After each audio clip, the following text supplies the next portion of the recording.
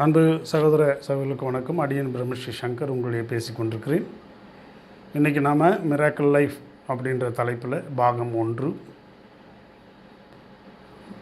பெருவாரியான பேர் தன்னுடைய வாழ்க்கையை உணர்ந்தவர்கள் இந்த வாழ்க்கையை தான் மிராக்கிள் அப்படின்னு சொல்லுவாங்க. Life is a miracle. இந்த வாழ்க்கையில் நமக்கு எல்லாருக்கும் மறதி ரொம்ப அதிகமாக இருக்கும். நமக்கு யார் உதவி செய்கிறார்கள் என்னவென்றே தெரியாமல் வாழ்ந்து கொண்டிருக்கின்ற பெருவாரியான கூட்டத்திலே நாமும் ஒருவராக இருப்பதன் காரணமாக. பட் சில பேர் மட்டும்தான் நம்ம வாழ்க்கைக்கு ஆதாரம் எது அப்படின்றத பற்றி சிந்திக்கிறாங்க. அவங்க அதை தெரிஞ்சுக்கிறாங்க, அதை செயல்படுத்துகிறாங்க. இப்போ இந்த வாழ்க்கைக்கு ஆதாரமாக இருப்பது என்ன அப்படின்னா உயிரும் உடலும். இந்த உயிர்னு ஒன்று இல்லை அப்படின்னா நீங்கள் இந்த உலகத்தில் எதையுமே நீங்கள் சாதிக்க முடியாது, எதையும் செய்ய முடியாது. மூக்கு தொட்டு பாருங்கள், மூச்சு இல்லை, உடனே எடுத்துகிட்டு போயிட்டு அடக்கம் பண்ணிடலாம் அப்படின்னுடுவாங்க.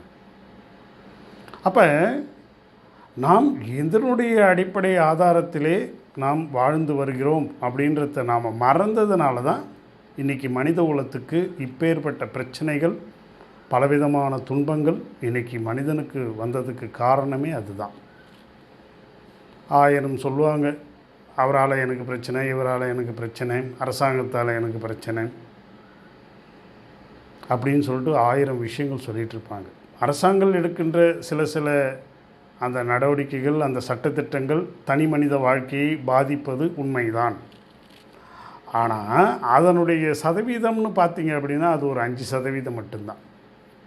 ஆனால் 95% நம்முடைய வாழ்க்கைக்கு நாம் தான் ஆதாரம், நாம் தான் பொறுப்பு.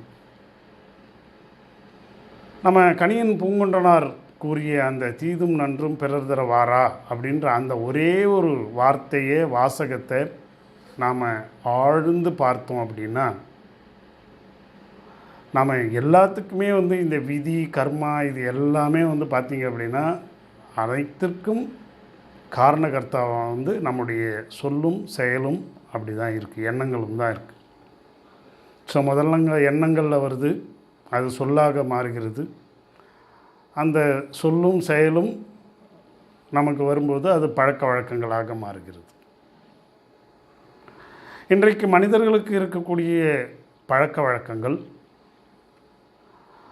பெருவாரியான மனிதர்களுடைய பழக்க வழக்கங்கள் அவர்களுடைய உயிரை குடிப்பதாகவே இருக்கிறது.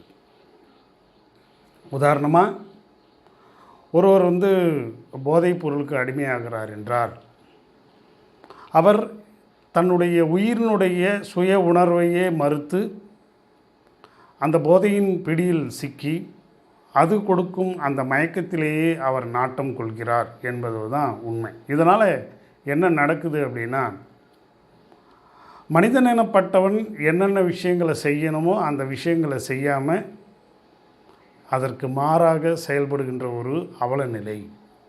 உதாரணமாக ஒருத்தர் சாராயம் குடிக்கிறார் என்றால் அவருடைய மூளையாகப்பட்டது முற்றிலுமாக அவருடைய கட்டுப்பாட்டில் இருந்து விலகி சென்று விடுகிறது. அப்போது அவர் செய்யும் செயல்பாடுகள் அந்த ஒரு தனி நபருடைய உயிருக்கும் உடலுக்கும் தீங்கு விளைவிப்பதாகவே அமைகிறது.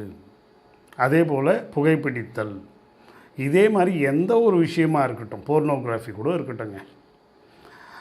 அதாவது இந்த மாதிரியான விஷயங்கள்லாம் நாம் எப்படி ஏன் நாம் உள்வாங்கிக்கிறோம் அப்படின்னு சொல்லிட்டு சொன்னோம் அப்படின்னா, நீங்கள் எதை ஃபோக்கஸ் பண்ணுறீங்களோ அது உங்களுக்கு வருகிறது. அப்போ கர்மானா என்ன, விதினா என்ன அப்படின்னா, நான் இன்று என்னுடைய வாழ்க்கையிலே என்னென்ன செயல்களை நான் செய்கிறோனோ அவைகள் கர்மாக்கள். ஏன் கர்மா அப்படின்னு சொல்லிட்டு சொல்கிறோம் அப்படின்னா, கர்மா அப்படின்னா சுவாமி சிவானந்த பரமஹம்சர் என்ன சொல்லுவார்னா, அது ஜீவசக்தியாகிய வாயு. ஏன் அப்படின்னா, கர்த்தா ஒரு செயலை செய்வது, இந்த ஒரு செயலை செய்வது பார்த்திங்க அப்படின்னா எதனால் நாம் செய்கிறோம் அப்படின்னா நம்முடைய உடலே இருக்கின்ற உயிராற்றல் மூலமாகத்தான் நாம் செய்து கொண்டிருக்கிறோம். அப்போ இந்த உயிராற்றல் என்பது இந்த ஜீவசக்தியாகிய வாயுன்னு சொல்கிறோம். அப்போ இந்த ஜீவசக்தியாகிய வாயுவில் நாம் செய்கைகளை செய்வதால் அதற்கு பெயர் கர்மா. இப்போ உதாரணமாக நான் வந்து என்னுடைய உடலுக்கு வந்து ஒரு நல்ல சத்தான ஆகாரத்தை நான் சாப்பிட்றேன். அந்த சத்தான ஆகாரம் உள்ளே போன உடனே இது என்ன பண்ணுது, நல்லா போய் ஜீரணம் ஆகி அது என்னுடைய உடம்புக்கெல்லாம் பிரித்து கொடுத்து என்னுடைய உடம்பிலே இருக்கின்ற அந்த நிகழ்கின்ற அந்த செல் பிரிதல், அதாவது ஒரு நிமிட நேரத்திலே 10 மில்லியன் செல்கள் வந்து ஒரு நிமிஷத்துக்கு நிமிஷம் வந்து மெட்டாசிஸ் என்று சொல்லக்கூடிய அந்த செல் பிரிதல் ஏற்படுகிறது. அப்போ நான் என்ன பண்ணுறேன், இந்த சனத்தில் நான் என்ன பண்ணுறேன், ஒரு நல்ல உணவை நான் ஏற்றுக்கிறேன். ஒரு நல்ல சாத்வீகமான ஒரு இயற்கைக்கு ஒத்துக்கொள்ளுகின்ற, என்னுடைய உடலுக்கு ஒத்துக்கொள்கின்ற அந்த உணவை நான் உண்கிறேன் என்றால் இது போயிட்டு என்ன பண்ணும், அழகாக அந்த சக்திகளை வந்து அந்த செல்களுக்கு கொடுக்கும். இப்போ இந்த மாதிரி செல்களுக்கு கொடுத்த உடனே, அதாவது சாத்வீகமான உணவை நான் சாப்பிட்ட உடனே என்ன ஆகுதுன்னா, அது வயிற்றில் போட உடனே என்னுடைய வயிற்றில் இருக்கிற நுண்ணுயிரிகள், கட்பயோம் என்று சொல்லக்கூடிய அந்த நுண்ணுயிரிகள் அந்த செரிமானத்தை இது பண்ண உடனே, இது வந்து நல்ல சாத்வீகமான உணவுன்னு சொன்ன உடனே என்ன பண்ணும், நேராக கட்பயோம் ஆக்சிஸ், கட் பிரெயின் ஆக்சிஸ்னு சொல்லுவாங்க, இந்த மூளைக்கு வந்து சிக்னலை கொடுக்கும். இவர் வந்து நல்ல உணவை சாப்பிட்ருக்கார் அப்படின்னோடனே உடனே என்ன பண்ணுறோம், நல்ல சிந்தனைகள் என்னுடைய மனதில் பிறக்கும். இதே வந்து இந்த நல்ல சிந்தனைகள் என்ன பண்ணும் அப்படின்னா, என்னை நல்ல செயல்களை வந்து செய்ய தூண்டும். என்ன நல்ல செயல்கள்? சொல்லாலும் மனதாலும் செயலாலும் எனக்கோ அல்லது பிற உயிர்களுக்கோ தீங்கு செய்யாத அந்த மாண்பான வாழ்க்கையை என்னை வாழச் செய்யும். அப்போ நான் செய்யும் ஒரு கர்மா, நல்ல உணவை நான் உண்கிறேன், எனக்கு என்னுடைய உடலுக்கும் உயிருக்கும் ஒத்து போகின்ற ஒரு சாத்வீகமான உணவை நான் உண்கிறேன் என்றால் என்னுடைய உடலாகப்பட்டது என்னுடைய மூளைக்கு தகவல் கொடுக்கிறது. என்ன தகவல் கொடுக்கிறது? இவர் உண்ட உணவு நல்ல உணவு, ஆக இவருக்கு நல்ல எண்ணங்கள் உதிப்பதற்கான அந்த கெமிக்கல்லாம் என்னுடைய உடம்பில் சுரப்பதற்காக அமைகிறது. இதெல்லாம் நடந்துகிட்ருக்குது உள்ளுக்குள்ளே. அப்போ நான் என்ன பண்ணுறேன், அதன் மூலமாக நல்ல நல்ல செயல்களை செய்கிறேன். அப்போ இது என்ன ஆகுது, நல்ல விதி. நான் ஒரு நல்ல உணவு சாப்பிட்றேன், என்னுடைய உடம்பு உயிரும் வந்து அது இணக்கமாக செயல்படுகிறது, இது நல்ல விதியாக அமைகிறது, எனக்கு வந்து நோய் நொடி இல்லாத ஒரு வாழ்க்கை கிடைக்கிறது. அப்போ நல்ல உணவு என்ற கர்மாவினால் நல்ல உயிராற்றல் பெருகி நல்ல வாழ்க்கை என்ற அந்த விதி எனக்கு வருகிறது. இதே நான் என்ன பண்ணுறேன் அப்படின்னா, ஒரு தவறான உணவு, தப்பிதமான உணவு, பிற உயிர்களை கொன்று புசிக்கும் ஒரு உணவு, அந்த உணவு வந்து என்னுடைய உடலுக்கு ஏற்றுக்கொள்ளாத அளவுக்கு இருக்கிறது. அந்த உணவை நான் உண்ணும் பொழுது அந்த உணவு கூட வந்து செதைச்சி அதை வந்து ஒரு மாதம் வந்து ஃப்ரிட்ஜில் வச்சு அதில் புழுக்கள்லாம் அதிகமாக பெருகிற மாதிரியான ஒரு சூழ்நிலையை ஏற்படுத்தி அதை எடுத்துகிட்டு வந்து துண்டு துண்டாக வெட்டி ஒரு மசாலாவில் போட்டு ஒரு டீப் ஃப்ரையில் வந்து எடுத்து போட்டு என்னுடைய உடலுக்கு நான் கொடுக்கிறேன் என்றால், இங்கே இருக்கிற கட்பயோம்ஸ்லாம் என்ன பண்ணோம், இந்த ஏற்கனவே இது நுண்ணுயிரிகள், நல்ல நுண்ணுயிரிகள், பட் நான் சாப்பிட்ற உணவில் வந்து கெட்ட நுண்ணுயிரிகள் உள்ளே போகும். அப்போ என்ன ஆகும் அப்படின்னா, ஒரு திருடனுக்கும் ஒரு நல்லவனுக்கும் நடக்கின்ற அது மிகப்பெரிய போராட்டம் இந்த வயிற்றுக்குள்ளே நடக்க ஆரம்பிச்சிடும். இந்த மாதிரி நடக்கும்பொழுது என்ன ஆகும் அப்படின்னா, இதை கட்டுப்படுத்துவதற்கு உடம்பில் இருக்கிற அந்த வெள்ளை அணுக்களை வந்து இந்த உடம்பு வந்து கொடுக்கும், எல்லாருக்கும் அறிவுறுத்தும், மூளை வந்து அறிவுறுத்தும், போய் இந்த மாதிரி நல்ல வெள்ளை அணுக்களை வந்து இது அனுப்பும். அதாவது நோய் எதிர்ப்பாற்றல்னு சொல்லக்கூடியது. உடனே என்னாகும், இவனுடைய உடம்புக்கு வந்து ஒரு புத்துணர்ச்சி வரும். நாம் என்ன நினைக்கிறோம் அப்படின்னா, நான் சாப்பிட்ட சாப்பாடு தான் எனக்கு வந்து புத்துணர்ச்சி கிடைச்சிருச்சு அப்படின்னு சொல்லிட்டு நினச்சிக்கிட்டு, நான் சாப்பிட்ட சாப்பாடு நல்லது அப்படின்னு நம்ம தவறாக நினச்சிக்கிறோம். அப்போ இந்த மாதிரியான பிரச்சனைகள் வரும்போது இது வந்து மூளைக்கு பொழுது அங்கேயே வந்து ஒரு டாலரன்ஸ் இருக்குது.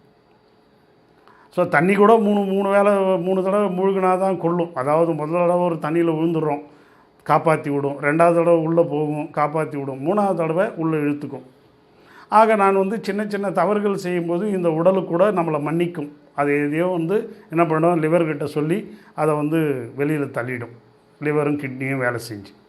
ஆனால் நான் இதையே தான் தொடர்ச்சியான இது வந்து நான் பண்ணுவேன் அப்படின்னு சொல்லிட்டு ஒருத்தன் எடுத்துக்கிட்டதுனால தான் பெருவாரியான மக்கள் இன்றைக்கி எடுத்து ஒருத்தன் வந்து நோயாளியாக இருக்கிறான் அப்படின்னா அதுக்கு முக்கியமான காரணம் என்ன அப்படின்னா அவன் உண்ட உணவுகள் தவறான உணவுகள், அதன் மூலமாக அவனுடைய மனதிற்கு ஏற்பட்ட எண்ணங்கள் தவறான எண்ணங்கள், அதன் மூலமாக அவன் செய்த செயல்கள் தவறான செயல்கள், அதன் மூலமாக அவனுடைய விதியாகப்பட்டது நோய் என்ற நிலையிலே வருது.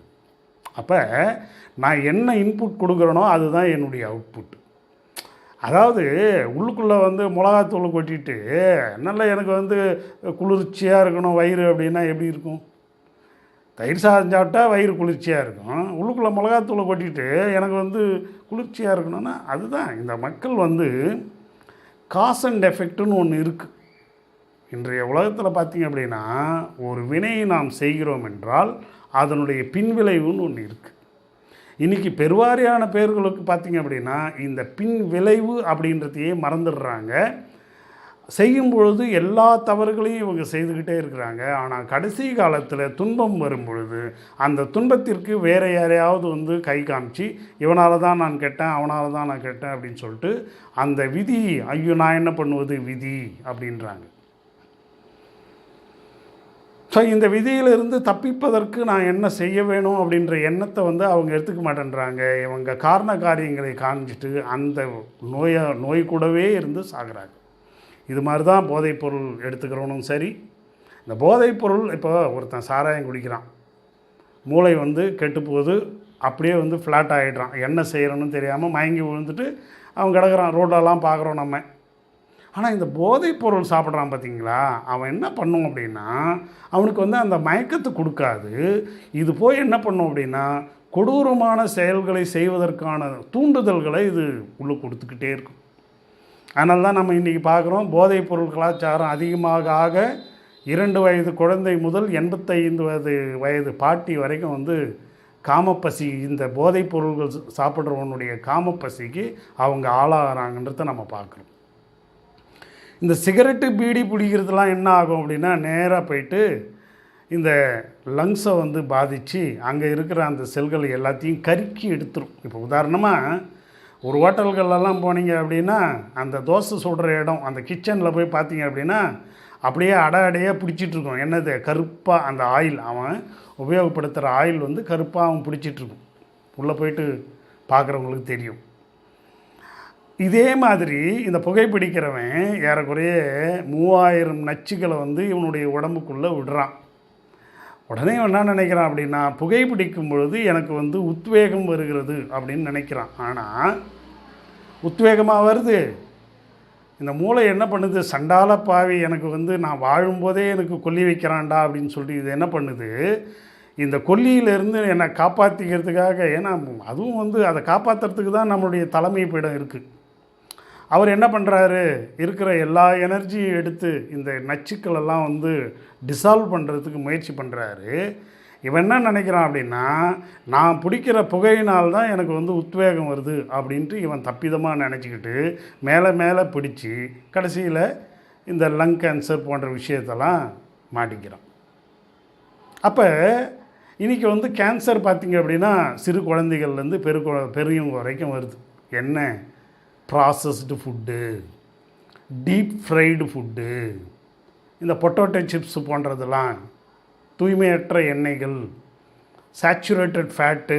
இந்த என்ன ஆகுது அப்படின்னா ஒரு உணவை வந்து நல்லா டீப் ஃப்ரை பண்ணி எடுத்து வாயில் போடுறான், உடனே என்ன பண்ணுறான், கூல்ட்ரிங்க்ஸு சாப்பிட்றான், ஐஸ்கிரீம் சாப்பிட்றான். கொஞ்ச நாளுக்கு முன்னாடி ஒருத்தர் வந்து இதை பண்ணார். ஒரு எண்ணெயை வந்து ஒரு குளிர்ந்த நீரில் போட்டோடனே அது என்ன ஆகுது அப்படின்னா அது அப்படியே வந்து ஃபேட்டாக கொழுப்பாக சேச்சுரேட்டட் ஃபேட்டாக மாறிடுது. அப்படியே இப்போ இது நெய் மாதிரி அப்படியே பாம் ஆயில் மாதிரி அப்படியே இதுவாகிடுது. இதை வந்து நம்ம வாயில் போட்டுட்டு ஒரு நல்ல ஒரு மசாலா பஜ்ஜி போண்டா கிண்டா இருந்து வாயில் போட்டுட்டு சில்லுன்னு ஒரு ஐஸ்கிரீம் சாப்பிட்டா என்ன ஆகும் அப்படின்னா அது அப்படியே போய் உள்ளுக்குள்ளே அப்படியே வந்து ஃபேட்டாக மாறிடுது, இன்சால்யூபிள் ஃபேட்டாக மாறிடுது. இதை எங்கே எடுத்துன்னு போய் வைக்கணும்னு தெரியாமல் அங்கங்கே எடுத்துன்னு போய் வச்சிருது, உருண்டையாக ஆகிடுது. நான் சாப்பிட்ட சாப்பாட்டில் தான் நான் பாருங்கள் எப்படி இருக்கேன், அவனே தப்பிதமாக மனசில் நினச்சிக்கிறான். டாக்டர் அர்னால்ட் எக்லர்ட் சொல்லுவார், ஒரு மனிதனுடைய வெயிட்டே பார்த்திங்க அப்படின்னா 50 கிலோ தான். இன்றைக்கி வந்து யாராவது வந்து உடம்பு தன்னைத்தானே தூய்மை பண்ணிக்கிட்டு வெயிட்டு இறங்கும். அச்சோ என் வெயிட்டு இறங்கி போச்சு, நான் 90 கிலோ இருந்தேன், நான் 15 கிலோ குறைஞ்சிட்டேன் சார், என்ன சார் பண்ணுறது அப்படின்வான். தப்பிதமாக எது நல்லது எது கெட்டதுன்னு தெரியாது நல்ல விஷயங்களை படிக்காமல் சதா சர்வகாலமும் வந்து தப்பிதமான எண்ணங்கள்லேயே இவன் வந்து இவனுடைய மூளையில் போட்டுட்டு உடம்பு நல்லது செஞ்சால் கூட அது கெட்டது. சில பேருக்கு வந்து டயரியா போகும், டீடாக்ஸிங். ஐயோ எனக்கு டயரியா போகுதுன்னு சொல்லிட்டு அதை என்ன பண்ணிவிடுவான், நிறுத்திடுவான். உடம்புல இருக்கிற கிருமிகள் வரும், ஜுரம் 1 டிகிரி அதிகப்படுத்தும். 98.4ன்றது 99 மாறும், அல்லது 100 மாறும், அல்லது ரொம்ப சிவியரான உள்ளுக்குள்ளே இன்ஃபெக்ஷன்ஸ் வைரஸ் இருந்ததுன்னா 102 மாறும். அச்சோ எனக்கு வந்து இன்ஃபெக்ஷன் ஆகி போச்சு, கிருமிகள் வந்துருச்சு, கிருமிகள் தான் ப்ராப்ளம், கிருமிகளை முதல்ல நிறுத்து அப்படின்னு சொல்லிட்டு ஒரு 2 ஊசியை போட்டு ஆன்டிபயோட்டிக் சொல்லிட்டு போட்டு நிறுத்திடுவான். இப்போ இந்த உடம்பு எங்கேருந்து டீடாக்ஸிங் பண்ணுறது? இப்படி தான் நம்மளுடைய படிப்பு, மாடர்ன் படிப்பு. அப்போ ஆதி காலத்தில் வந்து இதெல்லாம் தெரியாமலே அவன்லாம் என்ன பண்ணிகிட்டு இருந்தான், பட்டினி இருந்தான். பட்டினி இருந்தால் இன்றைக்கி வந்து பட்டினி இருக்கிறதுனால நம்மளுடைய உடம்புல வந்து ஆட்டோபேஜின்ற ஒரு எஃபெக்ட் வருது. அதன் மூலமாக உடம்புல இருக்கிற கெட்ட நுண்ணுயிரிகள்லாம் அது அப்படியே சாப்பிட்டுடுது, கெட்ட செல்களை அது நம்மளுடைய உடம்புல இருக்கிற நல்ல செல்கள் சாப்பிட்றதுன்னு சொல்லிட்டு இன்றைக்கி ஒருத்தர் கண்டுபிடிச்சார் ஆட்டோபேஜின்னு சொல்லிட்டு, அவருக்கு வந்து இன்றைக்கி நோபல் ப்ரைஸ் கொடுக்குறான். ஆதி காலத்தில் ஏகாதசி விரதம் இருங்க, உங்களுடைய உடம்புல இருக்கிற கெட்ட விஷயங்கள்லாம் வெளில போகும். அமாவாசை பௌர்ணமிக்கு வந்து கடினமான உணவுகளை எடுத்துக்காதீங்க, உடம்பு தன்னைத்தானே தூய்மை செய்யும், ஒருவேளை வந்து பட்டினி இருங்க அப்படின்னா. இன்றைக்கி பட்டினி இருந்தால் ஏதோ உயிர் போகிற மாதிரி ஐயோ அப்படின்றான். பட்டினின்ற வார்த்தையே யாருக்குமே கிடையாது. எங்கே 6 வேளை உணவு, காலையில் எழுந்துக்கும் போதே ஏதாவது உள்ளே போட வேண்டியது, ஒரு 2 பிஸ்கட்டு 1 டீ உள்ளே போட வேண்டியது. பிஸ்கட்டில் என்ன இருக்குது,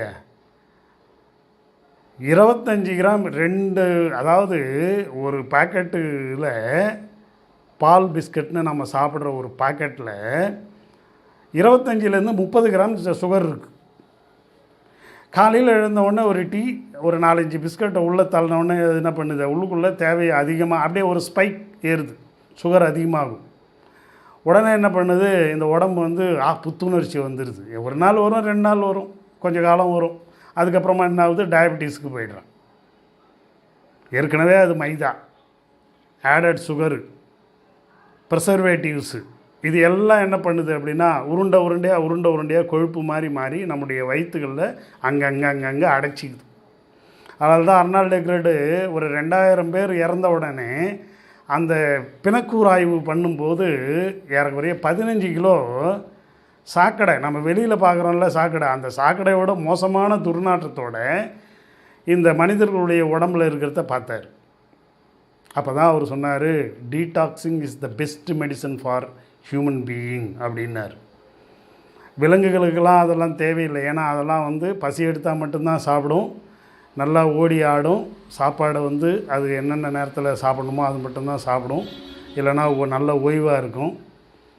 பிள்ளைகளுக்கு சேர்த்து வைக்கணும், அவங்களுடைய வாழ்க்கையை நாசமாக்கணுன்றதெல்லாம் விலங்குகள் நினைக்கிறது இல்லை.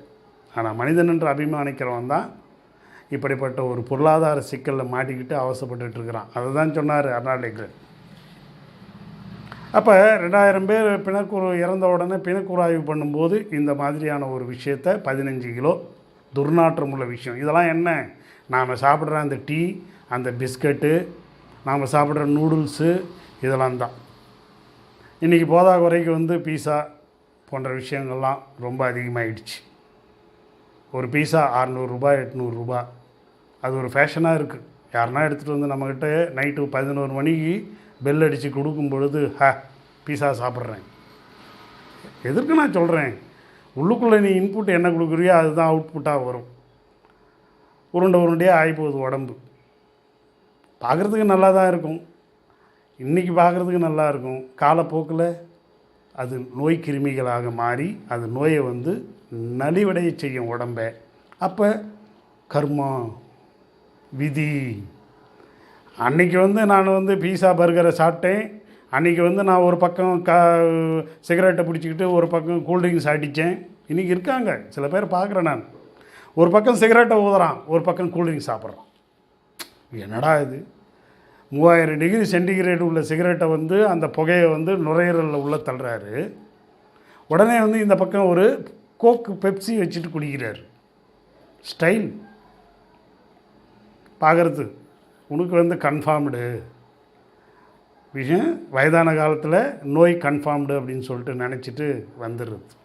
அப்போ இந்த விதி அமைப்பை நாம் புரிந்து கொள்ள வேண்டும். இதுதான் இந்த மிராக்கிள் லைஃப்பை வந்து இந்த அதாவது பிறர்க்கரிய பேரான இந்த ஒரு அற்புதமான ஒரு விஷயத்தை நாம் நம்முடைய செயல்களால், சொல்லாலையும் செயலாலையும் மனதாலும் வன்புணர்வு செய்து கொண்டிருக்கிறோம் நம்முடைய உடம்பையும் உயிரையும். அப்புறம் எங்கேருந்துங்க நமக்கு நல்ல சாவு வரும்? உங்களுக்கே விட்டுறேன் இதை நான். ஐயோ, சாகும்போது ரொம்ப நல்லா இருந்தார், எல்லாருக்கும் நல்லா கொடுப்பார், ஆனால் சாகும்போது சார் ஐசியூவில் இருந்தார், அதுக்கப்புறமா வந்து வெளியில் டிஸ்சார்ஜ் பண்ணாங்க, ஒரு 15 நாள் இருந்தார் சார், மலை ஜலம்லாம் போகிறதெல்லாம் போய்க்கினே இருந்து யாரும் எடுக்கிறதுக்கு முடியல, அவராக மனசு உடஞ்சி இறந்து போயிட்டார். சில பேர் இருக்காங்க வருஷக்கணக்கில் கூட. இதெல்லாம் நல்ல வாழ்க்கையா? நீங்கள் தான் யோசிக்கணும். பிறர்க்கரிய பேர் வாழ்க்கை அற்பத்தனமான சிந்தனைகள் மூலமாகவும், அற்பத்தனமான செயல்கள் மூலமாகவும், அற்பத்தனமான இந்த பழக்க வழக்கங்கள் மூலமாகவும் இந்த உடலை சிதைத்து வாழ்கின்ற இந்த மனிதர்களுக்கு லைஃபோட மிராக்கிள் தெரியுமா? இது தெரியணுன்றதுக்காக தான் நான் பேசுகிறேன். பட் இப்போ கூட எடுத்துக்க முடியுமா? அந்த மனப்பக்குவம் வருமானது நமக்கு தெரியாது. எடுத்துக்கிறவங்க எடுத்துக்கிட்டோம், அவ்வளோதான். இப்போ நான் வந்து எனக்குள்ளே வந்து ஈசன் வந்து எவ்வளவு விஷயங்களை செய்கிறான் அப்படின்றத நம்ம பார்க்குறோம்.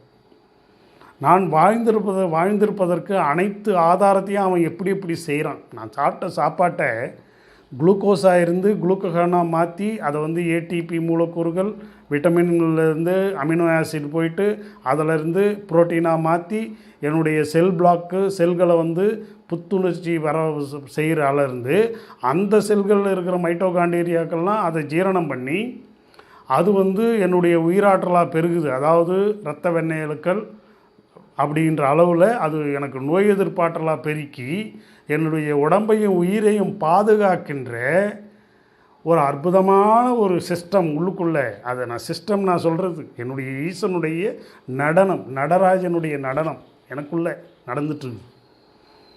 இதை புரிஞ்சுக்கிட்டு நான் நடக்கலை அப்படின்னா நான் என்னத்தை நான் சொல்கிறது? நான் சரி, இது மிராக்கிள் லைஃப் பார்ட் 1 முடிக்கலாம். அடுத்தடுத்த பகுதிகளில் அடுத்தடுத்த மிராக்கிளை நம்ம பார்ப்போம். நம்ம உடம்புல எவ்வளோ பெரிய ரகசியங்கள்லாம் இருக்குதுன்றதை ஒன்று ஒன்றா நாம் பார்க்க போகிறோம். நன்றி, வணக்கம்.